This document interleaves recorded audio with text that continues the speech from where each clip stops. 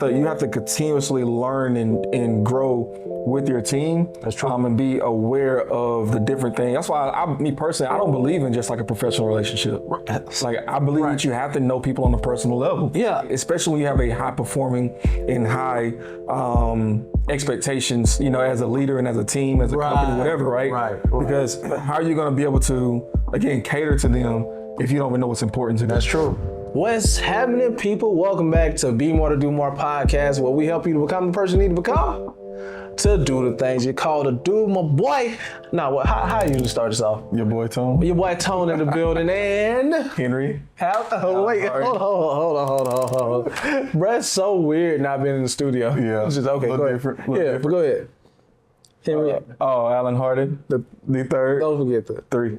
Bro, we jacked that all up. Yeah. It's all good. That's our JT and S days right now, Yeah, man, I'm looking at us like, man, we back here. A little more official now, it's a little different. Yeah, we more established. You know we what I'm came saying? back and you know how you leave, somewhere and you come back like more established. Right. You got this. Yeah. But hey, that's what we're gonna talk about today, man. Ooh. Like being a winner, man, like it's easy, or the journey of becoming a winner is tough, it's difficult, but people don't understand that when you become a winner and to maintain that position, it's a lot that you're carrying. It's a lot of fears.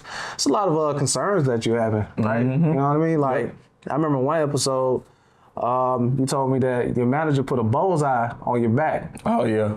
Because you was the top. They was like, hey, y'all need to be looking at Henry, man. Yeah. So how's that feel? Is that still happening? I got darts all coming around me. Right now, we're not. I'm a little disappointed, because we're not number one right now. And so I'm happy we're having this conversation today, because this conversation is going to actually help me. Okay. Go out and and be a winner. Well, to maintain your winning position, because you already won, man. It's just that people are like, they at you right now. Man. Yeah. You know what I mean? Yeah. What they say, heavy is the head that wear the crown? That's what they say. Yeah. That's what they say. Yeah, man. So we want to get into it. Y'all got fears of, losing your spot. You got fears of trying to maintain that spot. And you see that person right behind you, right on your neck, man. But we're going to talk about how to maintain that winning position today, man. So yeah, I like it. Let's get into it, bro. Let's get into it, man. Cool. So first I want to start off with talking about the fears of maintaining that winning position and the effect of that mindset while in the winning position. Mm-hmm. Because sometimes we get in a position of winning. I know my default, I'm not competitive. Right? I'm more cooperative. Really? Yeah, I might be a little competitive. But if I'm number one, it's like, I don't know, by default, I think because I fear that I can't maintain the position, I just let it go. Yeah. That's my default. Is it like a self-sabotage type thing? I think it is. Yeah. Mm-hmm. So I just let it go, man, because for one, we deal with, what do you call that, man? Not winner's remorse, but... survivor's remorse? Survivor's remorse. That should be a new thing. Winner's remorse. Winner's remorse. That's the episode title. Yeah. Remorse. But I deal with what do they call that, man? When you feel like you're not qualified to win. Dang, I know what you're talking about. You know what I'm talking about, man. You feel like, okay, I got here by a fluke. Yeah. Yeah. So sometimes I might feel that way, man, because I'm like, yo, I spend the most time with me. Mm-hmm. So sometimes I feel like, yo, what do they call that? I used to think like that though. More so like not making it and like sustaining the top, right? Right. Like I used to think that it's gonna sound kind of crazy, right? Especially like you be in the position that you're in now, and you haven't hit number one. I used to be like, man, like I don't think I ever hit number one. I'll never be like the best person, right? Right. Like I'll never be number one. Right. And it's crazy because like, you kind of had it in the back of your mind in a sense, right? Like, but your work and like what you project and what you say is different. So you end up getting the result that you never thought you could. It's kind of crazy. Okay, it makes sense because we talk about this all the time. Like, I'm a good number 2. Yeah, and this right. Is the reason. Exactly. Because my work now, if you want to compete as far as work ethics, right? Hey, my work ethic. But when I finally get to the place where I'm reaching for, now I feel like I don't deserve it for some unknown reason. You know what I mean? So, you know, it's really good that we're talking about this because a lot of people aiming to win, but what happens when you get that position? Yeah. You know what I mean? Yeah. So yeah, so that's my thing, man. It's not something that how can I say this? It's not something that I'm not aware of. Right. So if I am, just, you know, in case you're thinking, you know, if we competing and you feel like I'm on top and I'm gonna just give up, it's not gonna happen because I'm aware of these things within myself, so I'm gonna go extra hard. You know. Yeah. Anyway, I just want them. Let me put you on notice right. I gotta clear that up because I got one. Nah, brother. Nah. But yeah, man, that's just one of my defaults, man. So Yeah. I think you know, it is interesting, right? And then being able to maintain that number 1 position because, you know, I just think again, you know, again, selfishly, right? Selfishly on this episode, right? Like, you know, we were number 1 in August, dropped number 2 in September, and then, you know, I can't remember where we ended it in October, maybe. But I think in the first quarter though, right, we ended 3rd overall. Right. So it's like, and I'm looking at, you know, we're looking at this next quarter, right? And it's like, dang. And you look at kind of results that you're at, and it's not really, and so you start to get almost fearful, right? Of like, that's what it is. Of like I like being number 1, but man, like how in the heck do I do it? Like I just, you know, so that's and you looking at some of the results, it's like, okay, we got to change this, we got to change that, we got to do like these are the metrics that's going to help us get there. And it's like, what behaviors do we have to drive to be able to, you know, shift those results from where they trending at to get into where you need them to be at to be on top, or to get back on top. Man, that sounds like a lot, man. It's a lot. A lot of pressure. How's that affect your team too? Like, I mean, because I know for sure, like in leadership position, like you are the forefront. You're pretty much the face. You know what I mean? So like, when people say, "Oh, they're number 1," they say, "Oh, Henry, them number 1." You know what I mean? So, with all that pressure that you have to face, how does that affect your team? Do they feel that pressure, or do they feel it coming from you? I think and this is why you got to make sure you hire like the right people. I think naturally the people that we have are winners. Okay. Right. Oh, and okay. You know, like, and so I think, you know, that coupled with them seeing the vision, understanding really every you know, why we do what we do, and I think they definitely feel it, right? But they're able to handle it because they want to win as well. That's true. So I think, you know, just in my opinion, right? My thought leadership opinion. Come on, thought leader. But in all seriousness, just it does make it. It's not as stressful for them because they get why. Oh, okay. You know. Okay. I know, man. Like, and on my end, because I was just thinking about it too. It's not that I'm not competitive when I'm in number 1. I think it's my calling, man. I have this desire to teach everything. You know what I mean? So if I become number 1, it's not that I'm looking at you as a competitor now. Let me show you how I did it. Yeah. You know what I mean? So you feel like you won't teach? I will teach. You will teach. That's the thing. And you feel like that hinders you?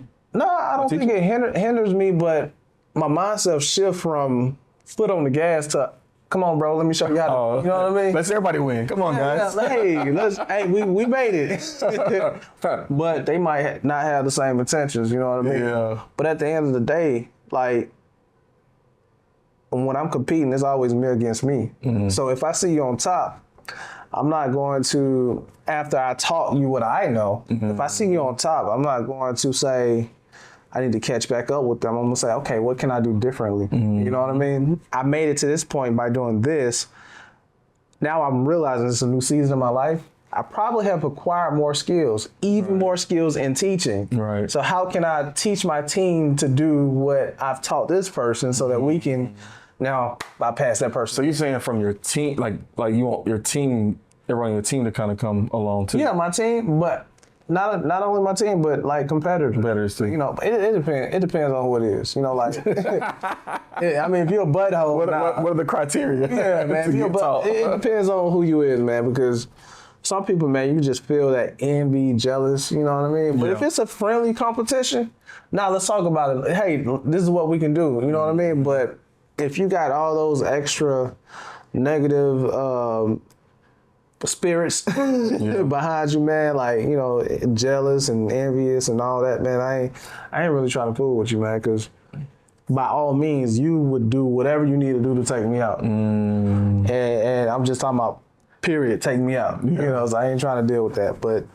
you know, if it's a friendly competition, man, I'm gonna help you. You know, I'm gonna let my guards down. Hey, let's do this together. Then, you know, if you can beat me, good. Right. Now let me come up with something else. Right. So I guess is a part of my evolution too. Right. You know what I mean? Like, I don't want to constantly win the same way. I know it's multiple ways to win. It get boring, right? Yeah. Like you win the same way as like, Yeah. you know, I could do that way. We know it's gonna get a result, but like, okay, because I think about it like this, right? You take and you know, I hate to date the podcast a little bit, but you know, there's a game against the Iron Bowl with Alabama and Auburn, and Auburn, or last play of the game, virtually, right? Last play of the game. Alabama throws the, you know, they're down, I think, by like 4 or something like that. I don't remember. Right. They got to score a touchdown to win. So field goal won't help, right? So they throw the touchdown. It's last play of the game. Auburn, and this is actually it's kind of both ways. You kind of look at it both ways, right? You got Auburn. Well, I mean, all right. Let me get the story first, and I'll come back to it. The last play of the game. Alabama has the ball. Right. They need a score to be able to win the game. They're in field goal range. Field goal won't help. Okay. Right. Quarterback gets the ball. Has all day to throw the ball. Kind of scrambles around a little bit in the pocket, moves his way up and down, throws the ball. Oh, that was dope. Right. Receiver in the corner of the end zone. Touchdown. Right. Alabama wins. Right. And they go on to the college football playoff. Right. Right. Who they played? They beat Georgia, and now they they're so we'll see what that turns out into. But like the thing is that there's a post game interview. Right. And the post game interview, they ask something along the lines of like, they ask Nick Saban, hey, how did you do that? Like, were you guys able to do that? And he tells them, believe it or not, we actually practiced that. Really? I mean, it's so many ways to win. You can tell they did. Yeah. Like it was perfectly in the right. I'm like, the ball didn't go out of bounds. Right. It was right in the corner. Right. The receiver knew what to do. Kind of like, he kind of pushed off a little bit, and just, but like, multiple ways to win because traditionally, right, Alabama has been a team that has, dominating opponents. Oh man! And they haven't really. I ain't gonna say they haven't had to win, last minute because they have. Right. You look back at Tua and Jalen, all that, just those teams. Right. But like, not like that. Not like a last second type win. Right. And I think that's that's what's exciting because you can have multiple ways that you can I'm gonna beat this team multiple ways. Man, I think that separates you though. Yeah. From being good to great. Mm-hmm. You know what I mean? When you can just sit there and find multiple ways to win. You know what I mean? And it might take an L too. Mm-hmm. You know what I mean? But eventually you're gonna get back because now you found another way. Yep. If another way don't work, because ultimately what happened is that once you win for so long using the same routine, it becomes a trend. Right. Everybody doing it. And now so you got to find another way. Yep. You know what I mean? So that's good stuff. Yeah. And he look at the other side of it, right? And not to get too deep into sports, but like Auburn had applied pressure that whole game, got into the guy's face that whole game. That last play, that last drive, they start to relax their, and go into a, prevent defense or whatever, like having all these different safeties and corners in, right? And nobody's getting pressure on the quarterback. Oh yeah. So you kind of, you're up to this point, you're winning the game, and you change your style or you change your tactic because it's the end of the game, man, and that doesn't work. I think, in my opinion, I think Saban might have predicted that. Then, what you mean? He might have predicted that. I mean, because at this point, it's strategy. Oh yeah, you know what I mean? Yeah. It's strategy, because who's gonna pressure the quarterback and play man to man or whatever? Hold the last second of them. Who's gonna do that? Right. So people know that.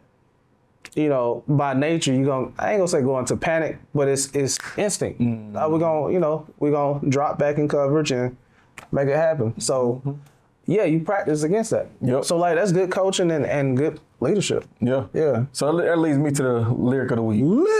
Lyric of the week, right? And whenever you're trying to maintain a winning culture, this is how I look at it, right? You have to kind of get back to like what works, but still you can have those different things that different nuances, so that way you still have competitive advantage. Right. Yeah. And the lyric of the week comes from Kevin Gates. Okay, Gates. And he says, "Nothing's impossible. I had a few obstacles. I go back to clocking like I never left." That makes sense. That's it. And it's like, that's it. You break that down, right? Nothing's impossible, right? Like having that ability to understand that, man, I can get to number one and we can create a dynasty. Right. And you got to think about it too, right? Like how long has freaking Alabama been on top? That's true. That's true. That's true. Like Georgia had that little run. They had, 2-3 years or whatever run that they've been on. They won back-to-back state championship, national championships. But think about it though, man. Like Alabama is yet again back in the college football playoffs. And it's been like this since Tebow left college. I don't know how to feel about it though. Ain't gonna lie to you. It's a little controversy, but Bulldogs. Yeah, But it's a great leadership lesson though. Yeah. So you can't take away from that. 100%. Yeah. Nothing's impossible, right? So understand that you can get to number one and stay number one. Right. I had a few obstacles. Go back to clocking like I never left. Right.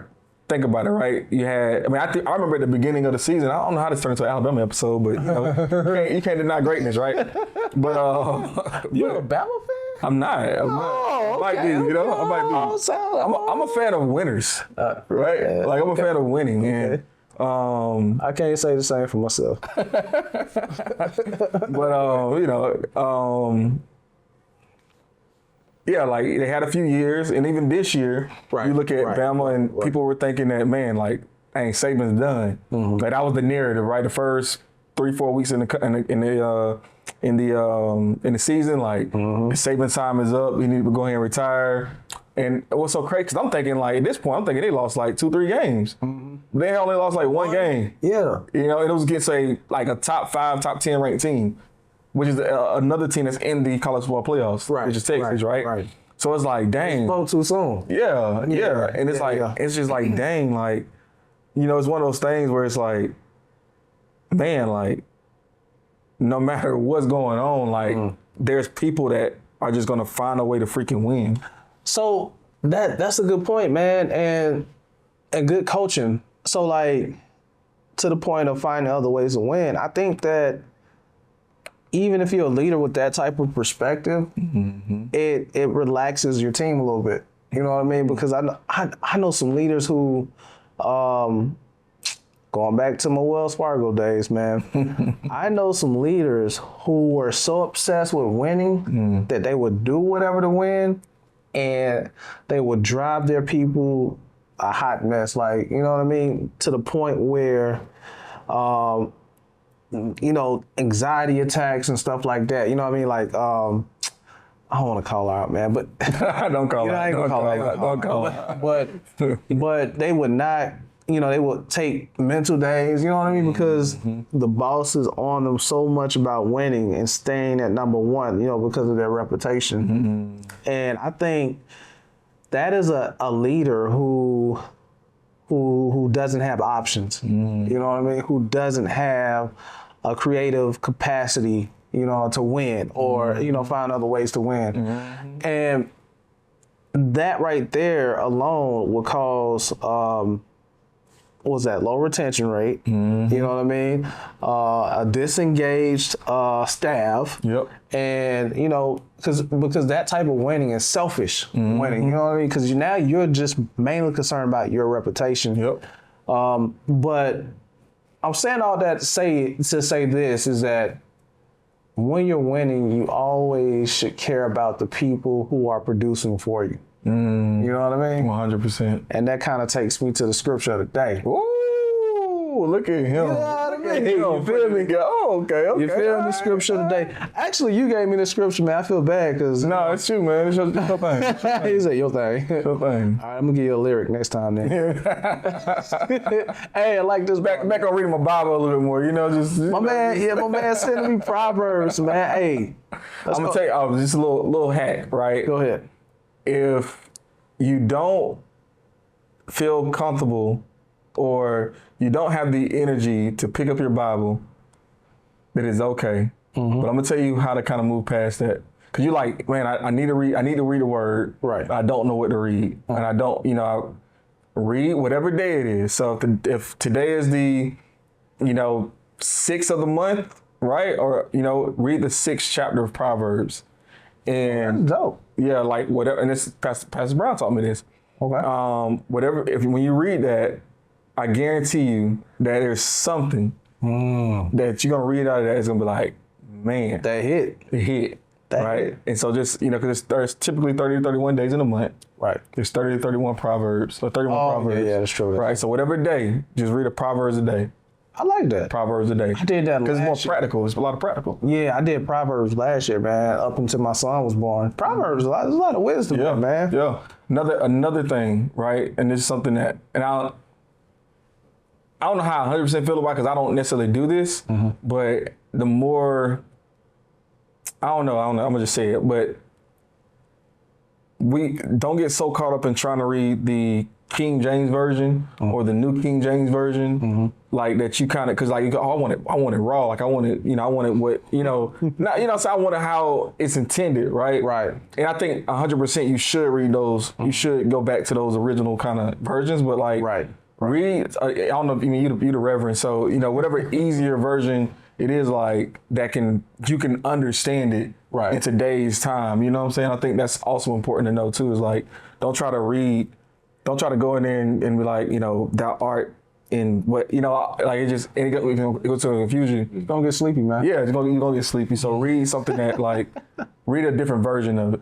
I agree. I know, I would say that I would have said that to my younger self. Right. 'Cause, when I first got saved, and I don't even know if that's when I probably got saved young, man. But when I finally like committed myself to the Lord, my dad had me reading King James because the minister we was under, the church we was going to was strictly King James version. So I would have King James and my Strong Concordance, the book that I showed you with the Hebrew and Greek.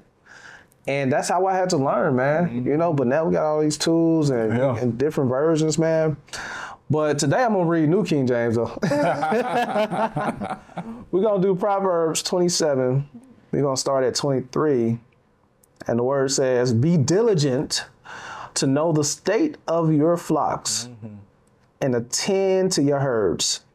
For riches are not forever, nor does a crown endure to all generations. Let me read that again. Be diligent to know the state of your flocks and attend to your herds. For riches are not forever, nor does a crown endure to all generations. See, when it comes to a winning culture or maintaining a winning culture, you have to know the state of mind of your flock. The state of mind of your team, of your staff.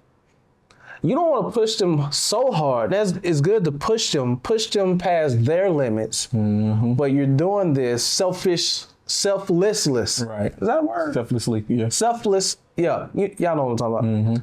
Push them past their limits. Let them see their potential but don't push them so much and so far for your selfish gain or your reputation, where their health or, you know what I mean, the state of their family because of the job is began to diminish because of your selfish ambition. Yep. You know what I mean? You have to know the state of your flock, because again, it says riches is not forever. Winning is not forever. You know, having a crown is not forever. You know what I mean? You can't be on top forever.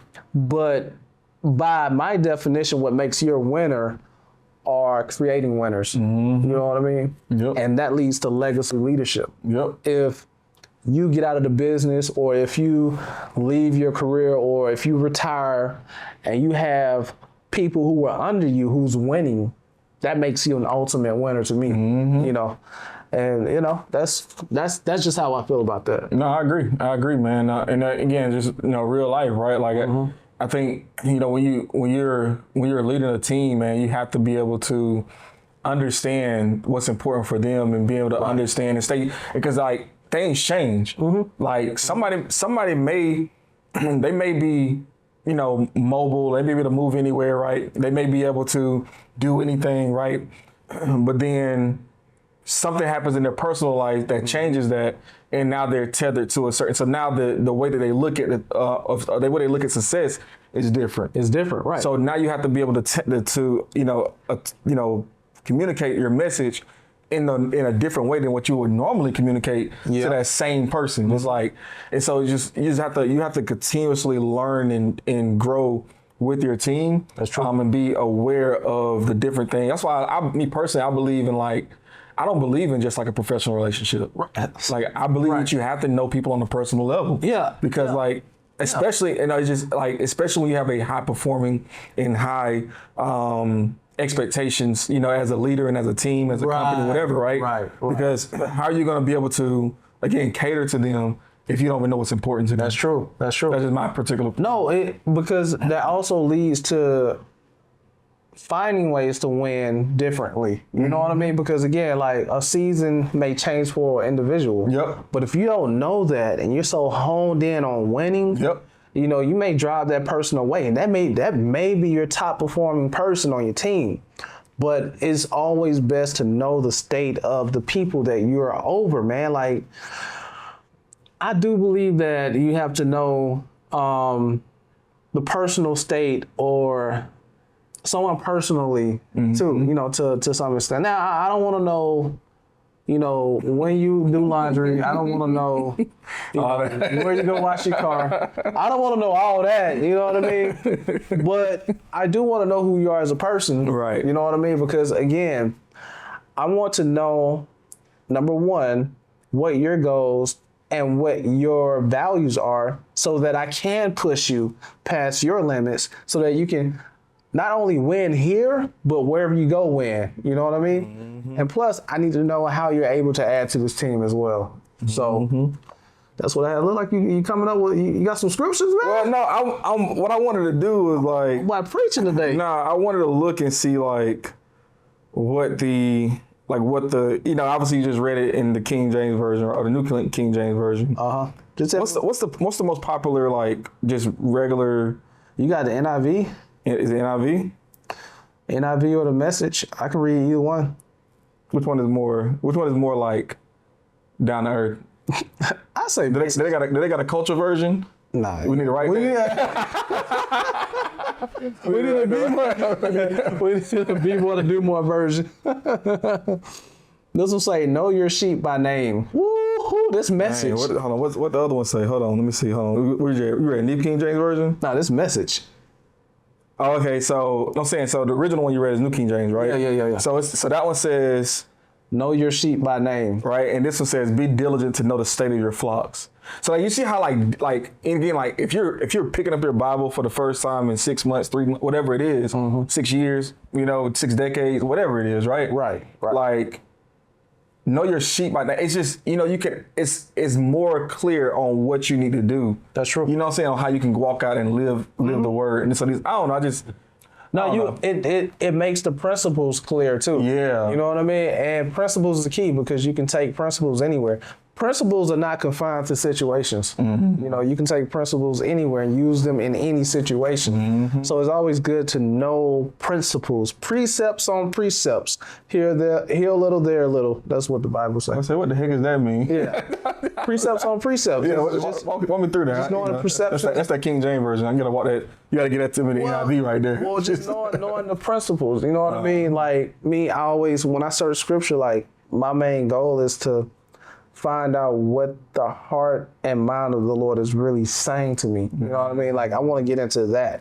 Yeah. You know, I want to see, Lord, what are you saying to us? Yeah. You know? Words can only find certain ideas. You know? Right. But I want to see like the full capacity of what he's saying when it comes to a specific principle. So that's for me. No, I get it. It reminds me of. It's gonna sound kind of crazy, right?